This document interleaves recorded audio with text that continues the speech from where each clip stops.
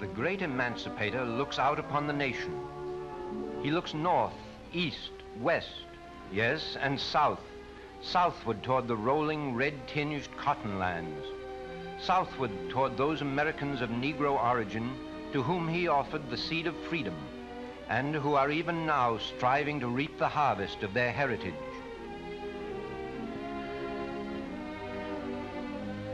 More than half of the nation's Negro population live by the land, men and women, caught in the grim toils of the one-crop system.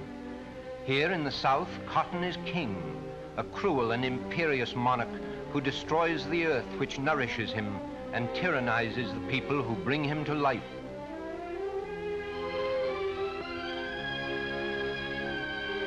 Yes, there is an air of melancholy hovering about the emancipator as he looks out upon the poverty of those Americans he freed.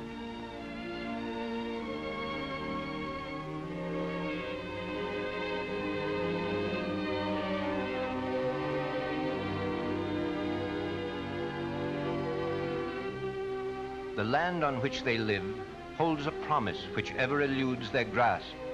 For 3/4 of those who till the soil are sharecroppers and day laborers. They must work hard, harder, ever harder, and with it grow older, poorer, deeper in debt. Tragic people, the strongest avenue of consolation and hope is religion, and thus Sunday is the gladdest day of the long week, for it means off to church. It means rekindling the ember of hope in weary hearts. It means rediscovering that freedom before God and man which is denied them 6 days a week in the white man's world. And they enter into their worship with every fiber of their being.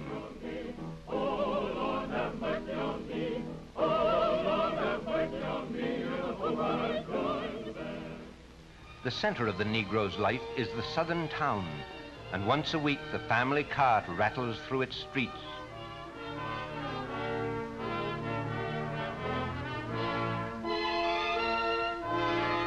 The towns are much the same: Winfield, Carthage, Starkville, Wilkesboro, Shelbyville, Moultrie, sleepy towns glimmering under the bald, bright sun. The rich melodious tones of Negro voices hover in the warm air as the men gather to discuss the crop and pass the time of day.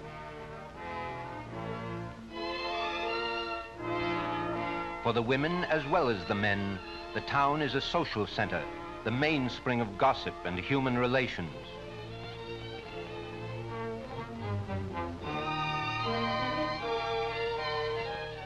It is by their spontaneity, in play or at work, that we glimpse the innate grace of these people. For these Americans, the great cities of the South are only a multiplication of misery. The slums of these cities are the shame of a nation.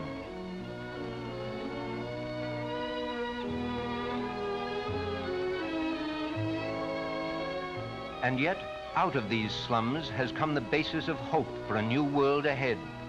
Out of these slums have come educational experiments which are experiments no longer. They have succeeded in pointing the way toward the fact of freedom rather than the dream.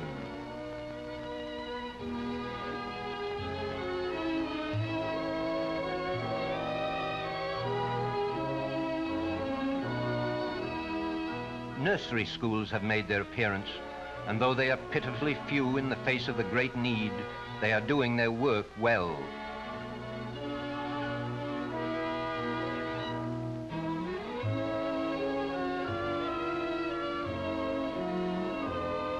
Here, children are given social instruction, taught how to hold their own in a world which emphasizes manners.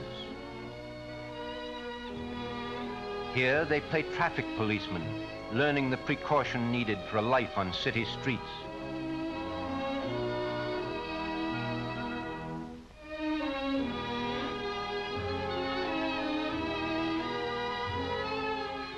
The children are taught how to dress themselves, how to keep themselves clean and neat.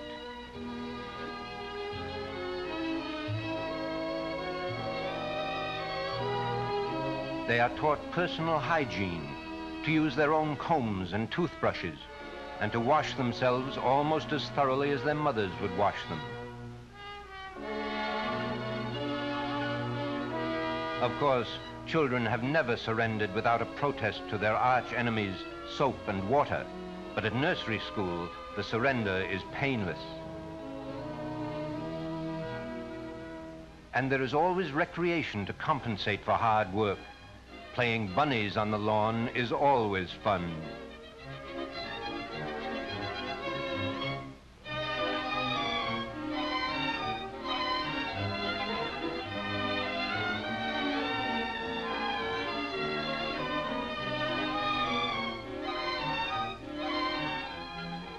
Public schools such as this have always been inadequate for the Negro, and the method of providing education has always been unjust. Black and white are taxed equally, and yet for every $1 spent on the education of a Negro child, $5 are spent on the education of a white. Negro children go to segregated schools without not enough books or instructors to go around.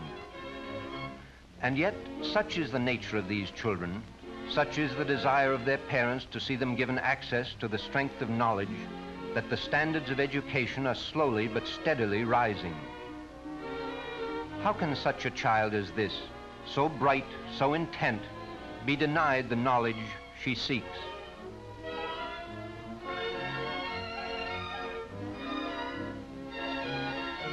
In the face of enormous odds, primary and high schools are expanding, both in the quantity of students they educate and in the quality of instruction. This is reflected in the increased stature of Negro institutions of higher learning. Colleges like Spelman, Morehouse, Howard, and Virginia Union have in the past decade raised their academic standards. So few students can afford a higher education, and individual preparation varies so greatly that the Negro college student is faced by an enormous challenge. All conceivable pressures converge on the boy or girl. He or she must make good. Perhaps their greatest pressure comes from the knowledge that they are destined to be leaders of their race, and this is a spur that drives deep.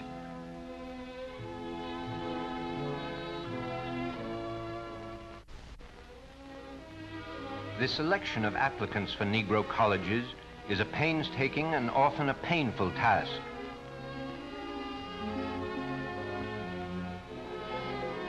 Colleges cannot begin to meet the demand because they are so few in number and so limited in facilities.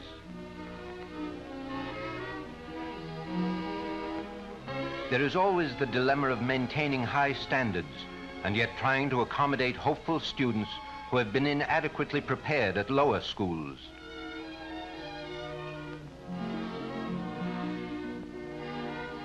An institution of learning can only be as good as the members of its faculty, and the development of first-rate teachers has been a basic problem in Negro education. In 1916, 70% of all Negro teachers in the South had less than 6 grades of elementary schooling, but that situation has steadily improved, and today many Negro colleges possess highly competent staffs, members of which have been selected to hold important national and international posts.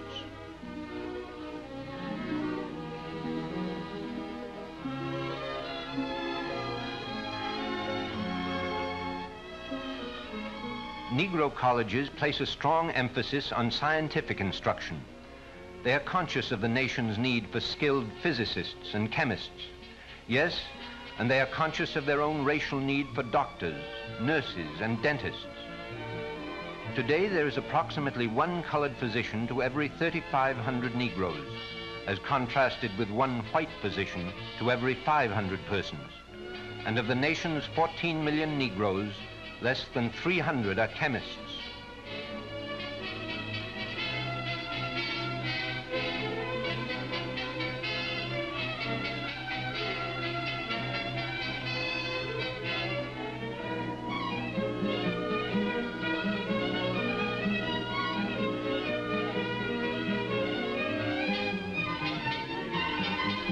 Trained nurses, too, are badly needed.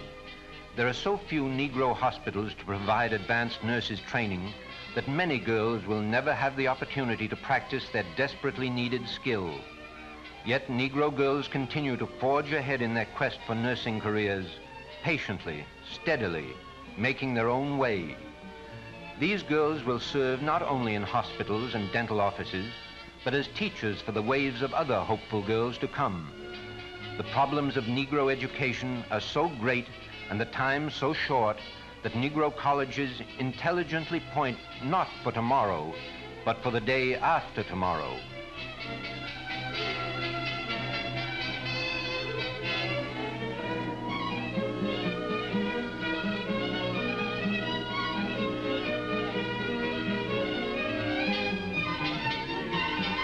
One of the most serious needs of the race is for dentists.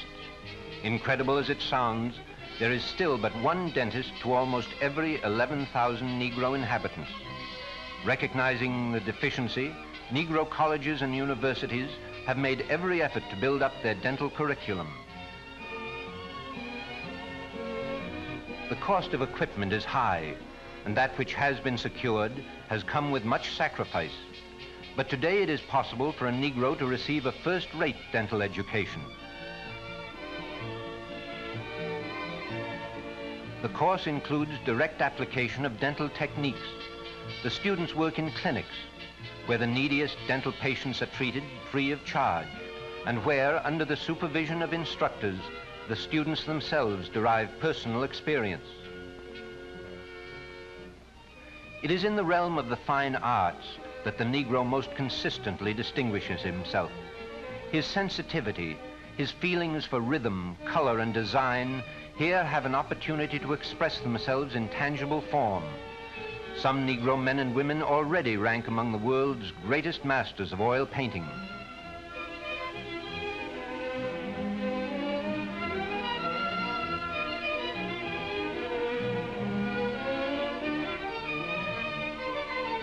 Negroes have offered a revitalizing touch to the ancient art of pottery, bringing to this form of expression the qualities of freshness, originality, and imagination.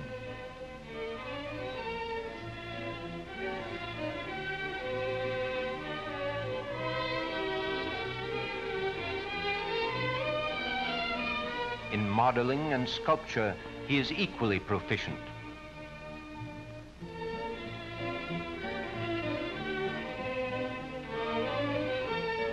He seems to bring to this art the strength that it requires, together with a feeling for mass and composition. In sculpture, as in painting and music, the American Negro seems joyfully at home. There is poetry inherent in him, and given the easel or the pen, the hammer or the stringed instrument, that poetry freely and beautifully flows forth.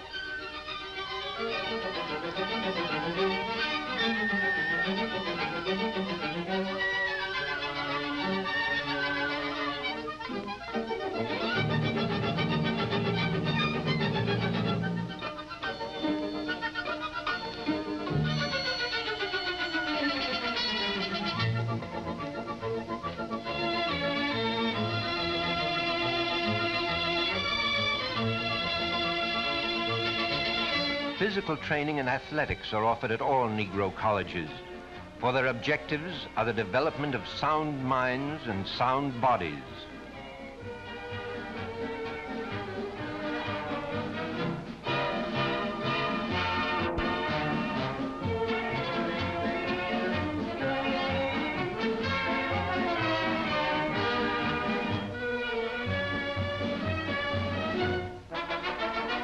The fame of Negro athletes has reached Olympic proportions, and the incredible coordination exhibited by these tumblers is an indication of Negro athletic skill.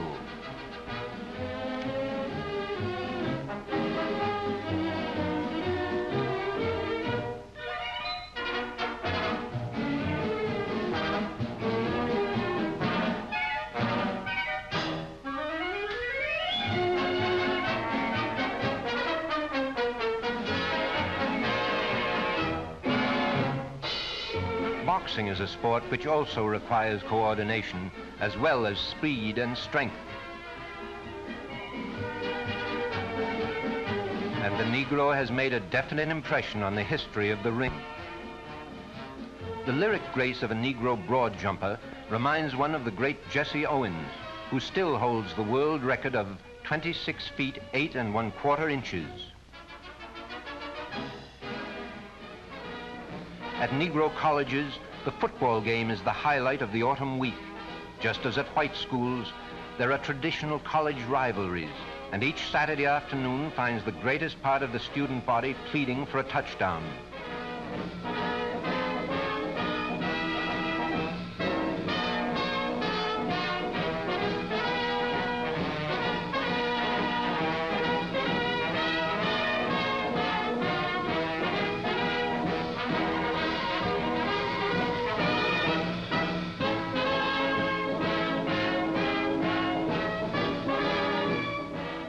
Yes, the crowd really loves it, and the impartial observer here this afternoon cannot help but wonder, as he would at any intercollegiate game, whether most of the interest is on the field or in the stands.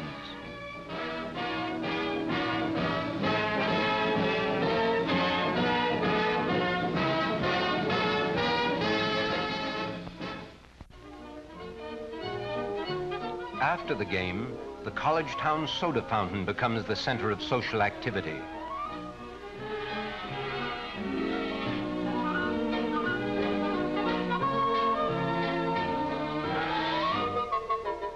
In the large and friendly room, students enjoy the welcome relaxation after a week of study.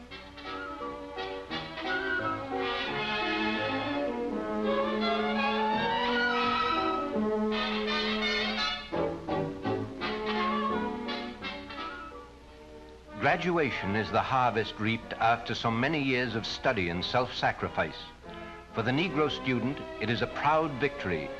He or she has managed to move into the forefront of the race, has assumed a role of leadership in the long and tortuous march toward the horizon of integration in the total pattern of American life.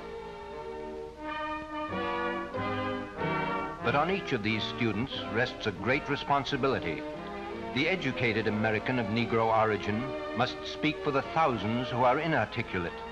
Their parents have struggled to equip them with the tools of knowledge, and those tools must be wielded well. Deep in the mind of the educated Negro stands the living example of Booker T. Washington. This figure is the embodiment of freedom through education. He rose from slavery to the eminent position of one of the greatest figures of his time.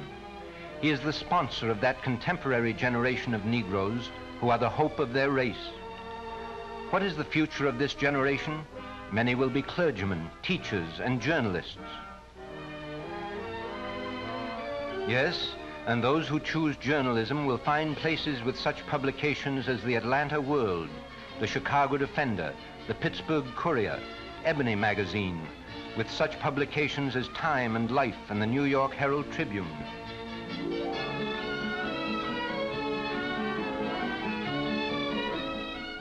They will be editors, reporters, and copy readers, immersing themselves in the stream of life, sounding its bottom, gauging its tide with open eyes and open minds.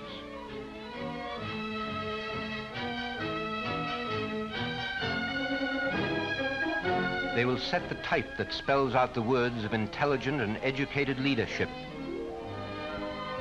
They will man the presses that multiply those words, bringing the truth within reach of Negroes everywhere, in the cities and towns, in the mills and on the farms.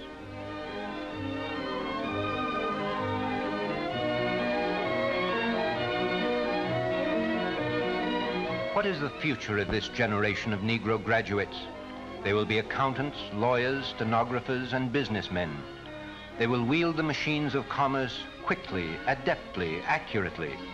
They will strike responsive chords on these keys, creating the music of economic self-sufficiency. In commerce, as in all fields of endeavor, the Negro graduate will serve not only his race or the South, but will serve Americans everywhere in the nation.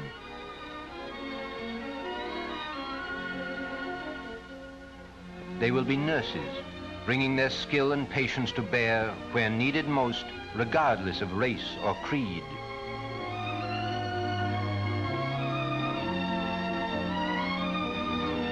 They will be doctors, overburdened by the sheer weight of the numbers who need them, but making their merciful knowledge felt.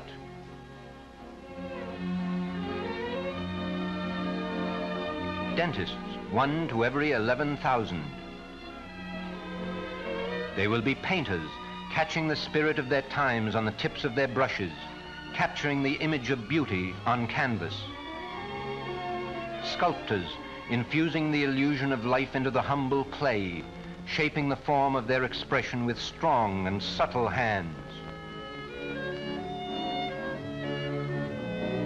Yes, they will be leaders, dedicated to the task of erasing the bitterness, the injustice, the degradation that their people have suffered for 150 years. They will sponsor surveys, probing the conditions under which their people live. They will hear the pathetic reports of mothers who live constantly on the fringe of despair. And they will read the confirmations of those reports in the faces of the children.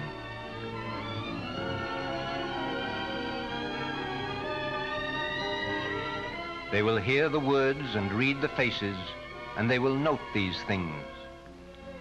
There are less than 500 architects and engineers in the whole of the Negro population, but their ranks are increasing, and they are making themselves felt. They have their eyes on the future, and they see beyond the pathetic reports of the census takers. They see the clean red brick of housing developments, standing where shacks once stood. They see the lines of bright new buildings, homes conducive to a decent way of life. They see these things and eager minds, and they prepare their blueprints. But no blueprint for a new world ahead can be drawn without including religion as a foundation. The church has ever been the rock of the Negro's life, and so will it ever remain.